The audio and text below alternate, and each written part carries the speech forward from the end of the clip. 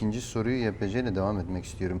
Şimdi bu süreçte YPC'nin kuruluş yıl dönümüne de denk geldi. Hemen öncesinde YPC heyeti Şam'da geçici Suriye hükümetiyle bir görüşme gerçekleştirdi entegrasyon çerçevesinde. Belirttiniz yani bu entegrasyon sürecine dönük en fazla tıkanan noktalardan biri de YPC'nin varlığı konusu. Şimdi o konuda gibi bir gelişme var? Orada yaşanan tartışmalar neydi? Nasıl bir sonuçla YPC heyeti Rojava'ya döndü? Yani biliniyor bir süredir 29 Ocak'tan bu yana bir askeri entegrasyon çalışmaları da yürüyor. O doğrultuda yani Cizre bölgesinde belli düzeyde sonuç alındı ama Kobani'de halen bazı sorunlar var bildiğimiz kadarıyla detaylarını tam olarak bilmiyor olsak da yani 3 Tugay kuruldu. Bir Kamışlı, Derik ve Haseki olmak üzere. Tabii bunlar 60. tümen çerçevesinde bir tümen olarak bütünleşiyor. Yine Tugay Komutanı yardımcılığına da eskiden Kasede Genel Komutanlığı'nda yer alan Chia Kubani atandı. Kubani'deki Tugay da oradaki Halep tümenine bağlı. O daha ayrı sistem olarak onu ifade edebilirim. Şimdi yani Şam yönetiminin dayatması kadınlar orduda yer alacaksa bile bireysel olabilir en fazla. Ki zaten yani daha önceki görüşmelerde şey denilmiş, bunu bazı YPJ komutanları da açıkladı. İşte artık bir devlet var, bir ordu var. Gidin işte asayişe katılın. Biz sizi koruruz. Böylesi bir yaklaşım olmuş ama en son işte YPJ ısrarla Şam'a gitti. Belki ileride Colayn ile de görüşecekler. 1 Nisan'da gerçekleşti görüşme. Yani şu anlamda olumlu deniyor. En azından bir diyalog oldu. Yoksa hani buna cevap verildiği, olumlu gelişmeler olduğu anlamda değil. Benim aldığım bilgilere göre YPJ'nin hazırladığı yazılı belge. YPJ aynı mesela KASE'de nasıl entegre oluyor? YPJ nasıl orduya entegre olacak? Bu konuda bir belge hazırlandı. Bu teslim edildi. Aslında YPJ'nin kaba hatlarıyla ifade edecek olursak, tüm detayları ben de bilmiyorum. Tüm detaylar şu anda açıklanmıyor. Şu var yani projesinin temelinde bu kurulan 3 Tugay'da birer kadın taburu. İşte Kubani için de geçerli bu. Sadece 3 Tugay değil yani sadece Haseki'deki değil. Her birinde birer kadın taburu. Bunların komutası kadın olacak. Kendi iç işleyişi olacak. Yani YPJ kadroları korunacak. Ki zaten oldukça deneyimliler, meşrular. DAEŞ'e karşı mücadele ettiler. Dünya çapında tanınıyorlar. Herhangi bir halka karşı, herhangi bir devlete karşı mücadele yürütmediler. Ya da savaş yürütmediler. Bölgedeki halkı, kadınları koruma temelinde mücadele yürüttüler ve DAEŞ'e karşı mücadeleleriyle kendilerini ispatladılar. İşin savaşçılığını da yaptılar, komutanlığını da yaptılar. KSD'nin de komutanlığını yaptılar. YPJ'li kadın komutanlar. Bu anlamda yani bu kadroların korunması Suriye ordusuna örgütlü ve anlamlı bir biçimde entegre edilmesi gerekiyor. Öyle işte bireysel katıl ya da sadece genelin içerisine kadınlar olsun ama o zaman kadın iradesi nerede kalıyor? Ki Orta Doğu gibi bir coğrafyada, Suriye gibi bir alanda bu anlamda anlamlı bir katılım. Bir de aynı zamanda oluşan genel tümenin yani Rojava bölgesi için oluşturulmuş bu proje. Tümenin komutanlığında da işte bir tümen komutanı ve tümen komutanı yardımcısı var. Tümen komutanı yardımcısı Chia Kubani. Bir de kadın komutanın olması gerekiyor. Yani 60. Tümen komuta kademesinde kadınların da yer alması. Tabii ki. Yani çünkü kadınlar da örgütlü olarak bu şeye katılmalı. Yani aslında Suriye ordusunda kadın birliklerinin olması. Şimdi bakacak olursak çok mantıklı, çok aslında faydalı bir proje. Yani hem şunu düşünecek olursak yani aslında ordu diye bir şey yok şu anda. Ordu yeniden inşa edilmek zorunda. Belki bu entegrasyon çalışmaları Suriye ordusunun yeniden inşa edilmesine katkı sunabilir. KSD evet Türkiye tarafından KSD, YPG, YPJ terörize ediliyor, kriminalize ediliyor. Ki terör örgütleri olarak kimse onları tanımıyor da Türkiye bunu yapıyor. Ama ciddi tecrübeleri olan güçler, demokratik tecrübeleri olan, birbirinden farklı birçok grubu bir arada barındıran, halklara karşı çatıştırmayan, yani öyle savaş suçlarına tek tek zaman zaman kişisel düzeyde çok kısmi bireysel suçlar işlenmiş olsa da üzerinde durulmuş, hiçbir zaman sistematik suç işlememiş olan güçler bunlar. Yani bu anlamda YPJ'nin artık ismi farklı da olabilir. Yani kadın birliklerinin Suriye entegresine, Suriye ordusuna entegre edilmesi, Suriye ordusunun reforme edilmesinde, yeniden inşa edilmesinde büyük fayda sağlar. Eğer bu olmazsa zaten o güvenlik reformu yapılamaz yani. Anlamlı bir güvenlik reformu olmaz. Yani mevcut durumda bakıyoruz, yani bir çete koalisyonu gibidir. Kendi içinde de parçalı. Sürekli talan kavgası, ideolojik çatışmalar ama içe karşı da kendini dışa dayayan, dış dengeleri işte Türkiye'ye dayayan, Amerika ile İsrail'le yaptığı anlaşmalara dayayan bir yapı.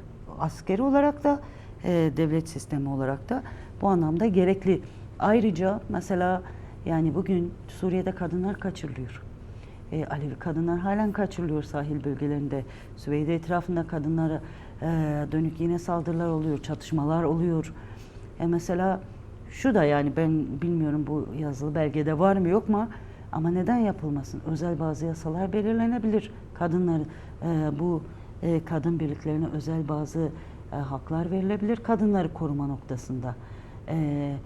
Orduda savaş suçlarına karşı durma konusunda, sivillere karşı ihlallerde mevcut talimatları dinlememe noktasında. Yani bu aslında hem Suriye halkları için faydalı, hem geliştirilmek istenen, yeniden inşa edilmeye çalışılan ya da Suriye devleti için de faydalı, onun meşruiyetini artırıyor. Toplumla ilişkileri daha fazla geliştirebilir, teması daha fazla geliştirebilir, güveni daha fazla geliştirebilir. Yani bu anlamda önemli. Yani bu konuda Rojava'da kadınlar da ısrarlı. YPJ'den başlayarak tüm kadın hareketleri, kadın kurumları. Mesele isim değil. Mesele anlam. İradesini koruyabilmesi, yani kadın savunması anlamında, kadın birlikleri anlamında, kadın iradesi anlamında iradesini koruyabilmesi ve bu iradeyi tüm aslında hem kendi bölgesinin hem de tüm Suriye'nin hizmetine koyabilmesi, bunu ifade edebilirim ama şu an için bir yanıt verilmemiş.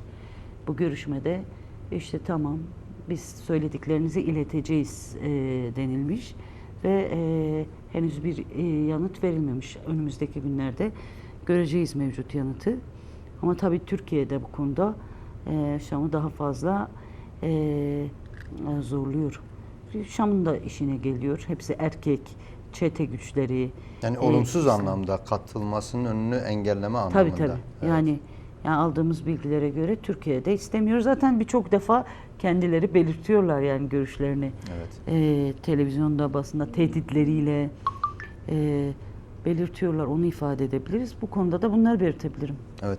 Şimdi özellikle yapacağınız Şam ziyareti açısından sorulan, kamuoyunda sorulan sorulardan biri de yani şu ana kadar görüşmeler hep KSD üzerinden ilerliyordu. Hatta daha önceden de KSD heyetiyle beraber YPJ yetkilileri, komutanları gidiyordu.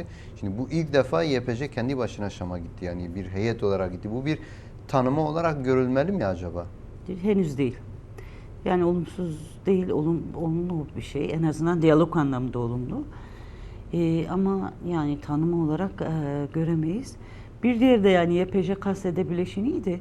Ama YPJ KSD içerisinde de kendi iradesini, mekanizmasını koruyan bir güçtü.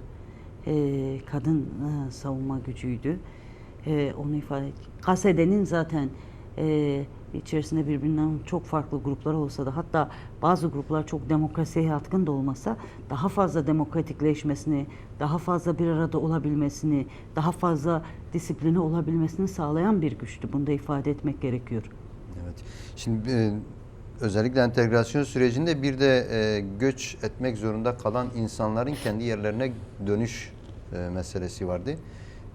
Daha önce bir grup Afrinli gitmişti. İkinci grup Afrinli de dün yola çıktılar ve ulaştılar dün gece saatlerinde.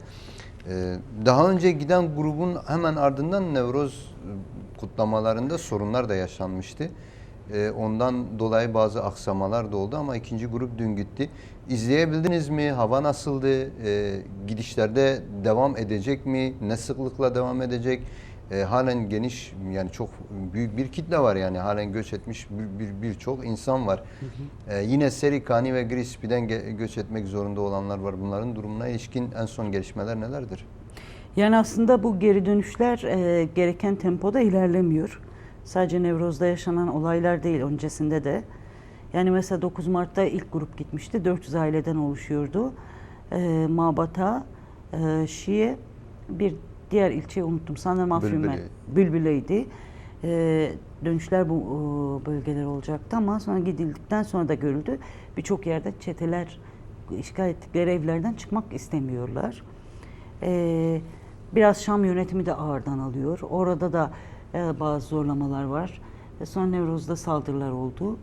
Dün işte 4 Nisan'da bir grup gitti. Aslında 4 Nisan'da gitmek istemiyordu aileler ya da öyle planlanmıyordu. 4 Nisan Önder Apo'nun doğum günü, Kürt halkının kendi doğum günü olarak anlamlandırdığı bir gün ama mesela o gün olsun diye bir dayatma olduğunu biliyorum ben. Biraz keyfi, kendine göre bir yaklaşım da var bu konuda. Şam yönetiminde 8 Nisan'da bir grubun daha gitmesi planlanıyor. Dün zaten Kase'de genel komutanı olan Mazlum Abdi, yani dün Rojava yönetiminden Mazlum Abdi ve Şam yönetimi temsilcisi Ziyad Eliş konuştular. Yani 8 Nisan'da bir grubun daha gitmesi bekleniyor. Bir de esir takası var. Yani şimdi 1170 KSD'li esirin Şam yönetiminin elinde olduğu söyleniyor. Ama şimdiye kadar mesela sadece 300 tanesi takas edildi. Yani bu hafta içerisinde bir de esir takasının yapılacağı belirtiliyor. O konuda da keyfi yaklaşımlar var. Kendine göre, kendini dayatan yaklaşımlar var Şam'ın yaklaşımında. Mesela ben yani ikinci, üçüncü gruplar belki biraz daha düzenli oldu ama ilk esir değişiminde mesela gecenin bir yarısı kimseye haber vermeden bıraktılar esirleri. Parça parça bıraktılar bir anda. Yani böyle aslında yaklaşımlar da oluyor, onu ifade etmek istiyorum. Yani Bunu özellikle, belirtebilirim. evet, özellikle Serikani açısından pardon. Evet, buyur, devam edin. Özür dilerim. Yani Serikani, Afrin açısından da özellikle Serikani açısından Türk askeri varlığının büyük problem olduğunu biliyoruz. Yine çetelerinin varlığı. Afrin'de de varlar aslında da daha çok cephe bölgelerine çekilmiş durumdalar. İçeride belki istihbaratları, kendilerine bağlı gruplar var. Serikani açısından henüz bir başlangıç durumu yok. Biraz daha Serikani'nin sanki konumu birazcık daha farklı. Ben tam hani bu konu üzerine yorum yapmak istemiyorum ama şu anda hala mevcut sorunlar aşılmış değil Serikani üzerine. Serikani'ye dönüş konusunda. Şimdi öncelikle ben Afrin'e dönük belirttiniz aslında, yani çeteler halen evlerde bırakmıyorlar, arazileri kullanıyorlar. Şimdi Afrin'e dönük yoğun bir insan hakları ihlalleri de söz konusu. Bu konuda özellikle giden ailelere dönük herhangi bir saldırı, yaklaşım, bir gözlem nedir o konuda? Yani korku var. Ama hani giderken asayişle birlikte gidiyorlar. Yani o konuda bir şey var. Şu ana kadar çok gergin bir durum yansımadı ama bir korku var, yeterince rahat değiller. Bu konuda belli anlaşmalar var. En son saldırılar olmuştu zaten Nevroz'da. Afrin içerisinde genel olarak yani sürekli insan kaçırmalar, katletmeler sürüyor ki sadece Afrin değil, Suriye'nin genelinde de var yani şu anda. Yani o konu halen bir kriz meselesi yani mevcut durumda yani Suriye'de yani en güvenli bölge, her ne kadar sürekli tehdit altında da olsa, yakın süreçte bir savaşta yaşamış olsak yani şu anda bu bölgeler işte Haseki, Derik, Kamuşlu aslında Şam yönetimi güçlerinin girmediği bölgeler. Yani temsili düzeyde var oldukları bölgeler. Diğer yerler, Türkiye'nin işgali altındaki bölgeler zaten vahşet. Yani Suriye'nin diğer bölgeleri de öyle.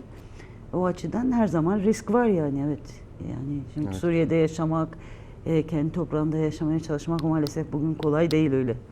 Serikani ve Grisbi'ye az önce belirttiniz, yani özel bir durum. Şimdi bu özel durum Şam hükümetinden kaynaklı bir durum mu, yoksa halen Türk varlığının oradaki yaratmış olduğu koşullardan kaynaklı mı?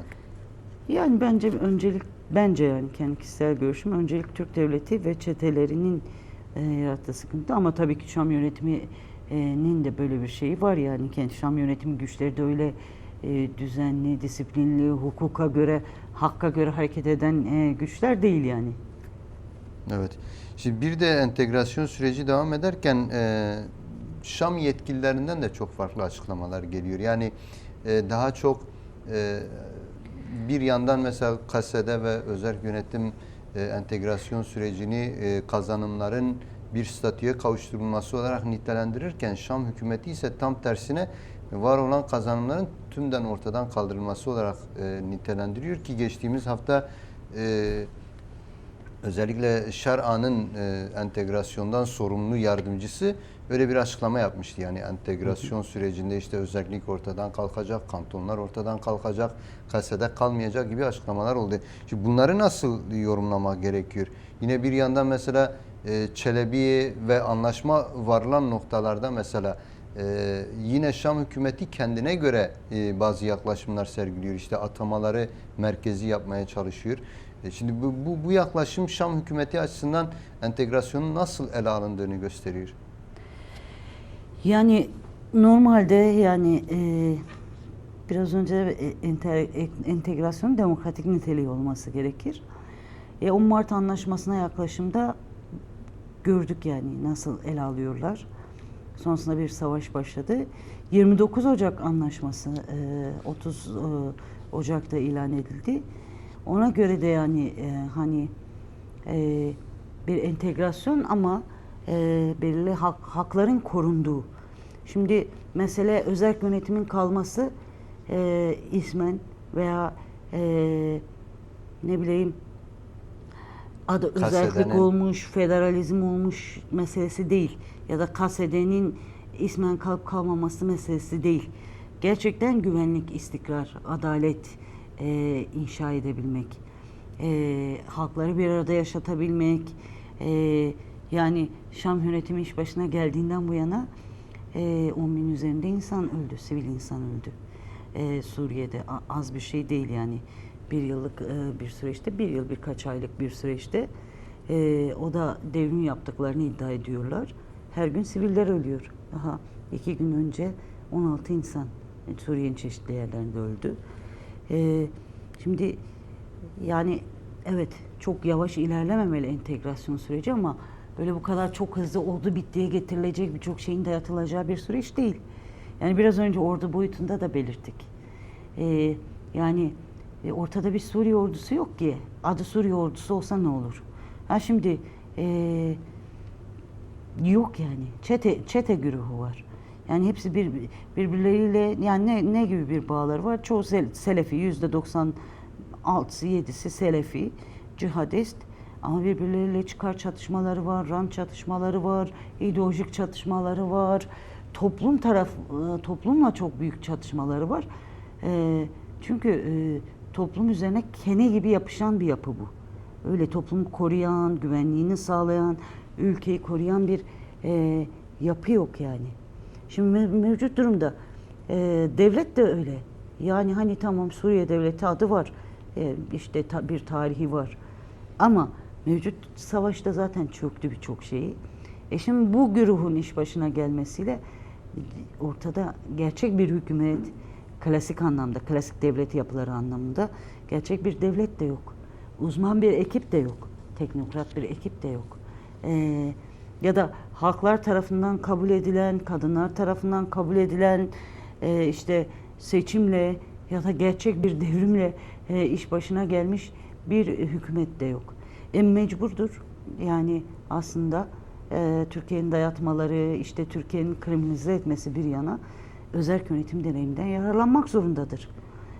Bu deneyimden yararlanmazsa zaten ayakta duramaz. Şimdi nedir? İşte tamam, kurumlar entegre olsun. İşte sağlık, Suriye devletine bağlansın, resmi olarak bağlansın. İşte atamalarını da yaptılar da, ama nasıl işletilecek? Bunun nasıl işletileceğini demokratik özerk yönetim geliştirdi, yaptı. Bölgedeki yönetim, yerel yönetim tecrübesi çok büyük. Şimdi bunlardan faydalanması gerekir. Kendi çıkarınadır. Başka türlü ayakta duramaz. Başka türlü de yönetemez. Yani o açıklamalarla işte kasede kalmadı, şu bitti. Yani biraz da psikolojik boyut bu. Yani işte biz zafer kazandık, her şey bitti, devlet egemen, şu bu. Zaten yani sizden öncesinde de, yani rejim, Esad rejimi döneminde de, yani KSD'nin, YPG'nin, YPJ'nin ya da özerk yönetimin devleti yıkmak, ayrı bir devlet olmak gibi bir hedef olmamış hiçbir zaman. İlkeli uzlaşma denilmiş.